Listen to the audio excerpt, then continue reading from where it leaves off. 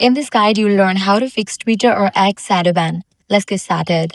First, launch your X app. Make sure you have already logged into your account. Now click on the profile icon given at the top left. Navigate to the option profile. Once you're over here, look for any content that might be sensitive or against guidelines. If you find anything suspicious, delete those posts immediately to help restore your account visibility. Next, tap on your profile icon again, go to settings and privacy. From there, select privacy and safety. Then go to content you see. Then open export settings and make sure your filtering options are turned off. After that, click search settings and also ensure that are not restricting your content visibility. Once you have adjusted these settings, it's a good idea to restart your device to refresh everything properly.